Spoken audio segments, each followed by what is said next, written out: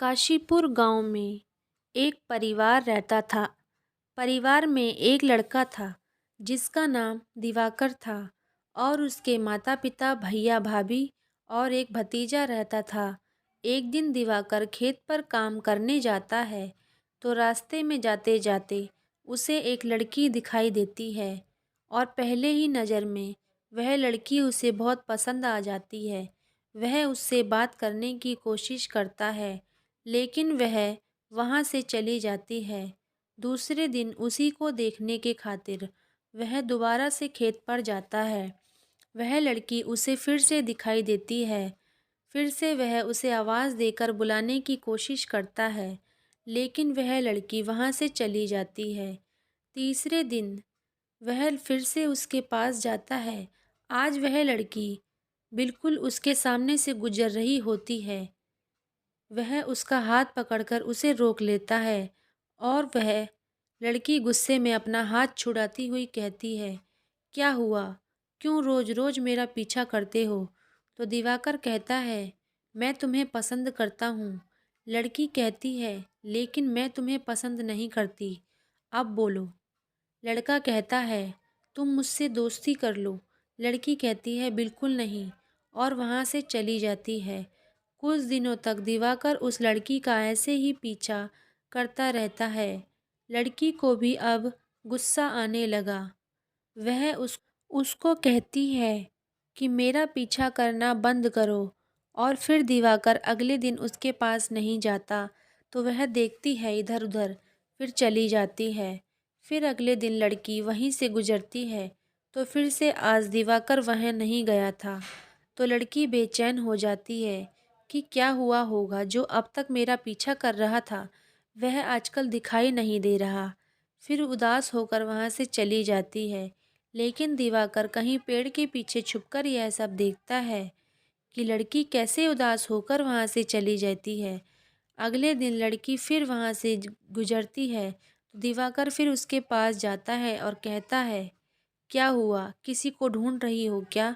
लड़की कहती है, नहीं नहीं, मैं कहाँ किसी को ढूंढ रही हूँ, लेकिन मैंने तो देखा कि तुम किसी को ढूंढ रही हो। अरे नहीं नहीं, मैं किसी को नहीं ढूंढ रही, मैं किसको ढूंढूंगी?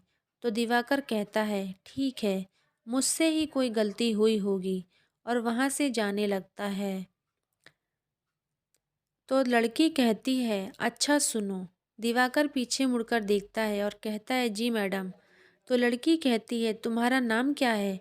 दिवाकर कहता है, मेरा नाम दिवाकर है। लड़की ठीक है कहकर वहाँ से जाने लगती है।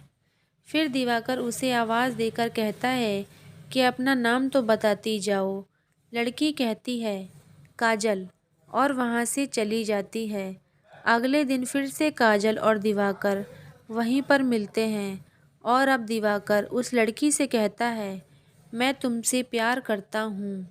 काजल कहती है, मैं भी तुमसे प्यार करती हूँ और मैं तुम्हारे साथ तभी रहूँगी जब तुम मुझसे शादी करोगे, और शादी करने से पहले मैं कुछ जानना चाहती हूँ।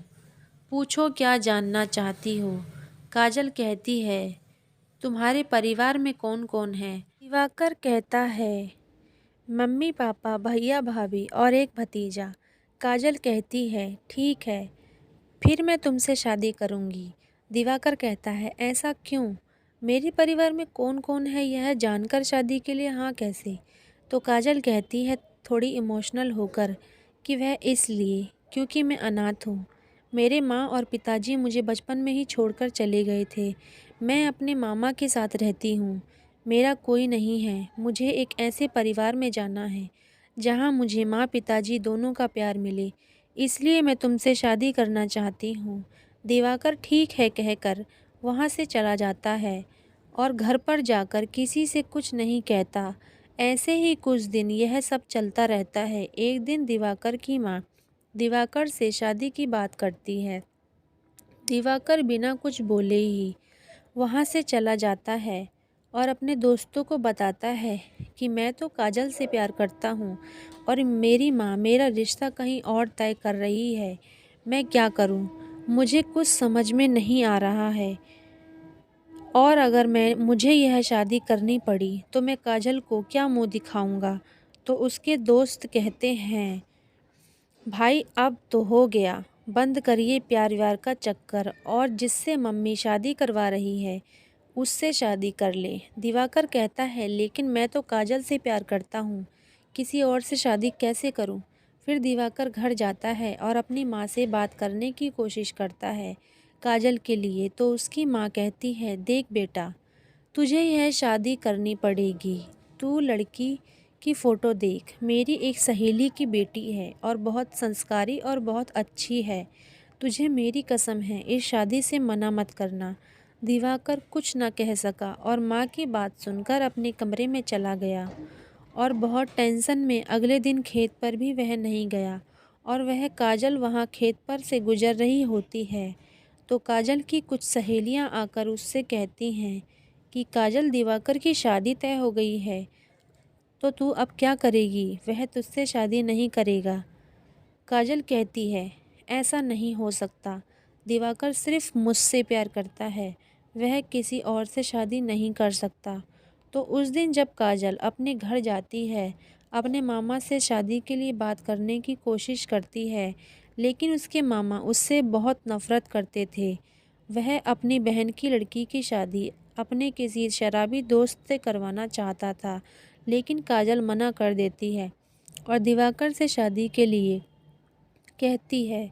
तो शराब के नशे में धुन उसके मामा काजल को गला दबाकर मार देता है और रात रात में ही उसको एक पेड़ पर फांसी के फंदे में लटकाकर घर वापस जाता है। अगले दिन जब दिवाकर के दोस्त वहां से जा रहे होते हैं तो वह पेड़ पर लड़की की काजल की लाश को देखकर दिवाकर के पास जाते हैं और उसे बताते हैं कि तेरी शादी तय हो गई है, इसलिए काजल ने फांसी लगाकर आत्महत्या कर ली। दिवाकर दौड़कर गांव वाले दौड़कर उसके पास जाते हैं और देखते हैं कि उसने फांसी लगा ली। क्या वजह थी किसी को कुछ नहीं पता था, जानने के लिए सब कोशिश में लगे थे और दिवाकर वहां से चला जाता है क्योंकि उसके दोस्त ने कहा था, देख भाई, अब तो काजल मर गई है, अब वह तेरे सर कुछ ना आए, इसलिए यहाँ से सीधे सीधे चलता बन और मेरी बात मान। जिससे तेरी माँ ने शादी तय की है उससे शादी कर ले और इन सब झंझट में मत पड़, वरना तू बेमतलब के फंस जाएगा। और वहाँ से सब चले जाते हैं और दिवाकर की माँ ने जहाँ उसका रिश्ता तय किया था, दिवाकर ने वहाँ शादी कर ली। विदा लेकर अपनी पत्नी को घर ले आया, लेकिन वह शादी के बाद भी खुश नहीं था क्योंकि उसके साथ अजीबोगरीब हरकत हो रही थी। कुछ भी अच्छा नहीं हो रहा था क्योंकि काजल की आत्मा उसके आसपास ही घूम रही थी। काजल कभी दिवाकर के घर आए मेहमानों को कभी चाय देती तो कभी कुछ खाना देती। यह सब देख हवा में आते आते सभी चक्कर खाकर गिर पड़ते थे। यह थाली अपने आप कैसे आ रही है और घर से भाग जाते थे क्योंकि किसी को पता नहीं था कि यह सब क्या है और क्यों हो रहा है। इससे तंग आकर दिवाकर की माँ ने बाबा को बुलाया और उससे भूत प्रेत से छुटकारा पाने की कोशिश की। तो बाबा काजल की आत्मा को भगाने की कोशिश करता है और उससे उससे पूछता है कि तूने यहाँ डंका क्यों लगा रखा है। तो काजल बताती है, मैं दिवाकर की पत्नी बनना चाहती थी, उससे शादी करना चाहती थी, लेकिन उसने मुझसे शादी नहीं की। ऐसे ही कुछ दिन तक यह सब नाटक चलता रहता है और दिवाकर की पत्नी को गुस्सा आने लगा और वह बहुत परेशान होने के बाद ससुराल छोड़कर मायके चली जाती है। और यह सब देखकर माँ और पिताजी को बहुत तकलीफ़ होती है कि यह सब क्या हो रहा है।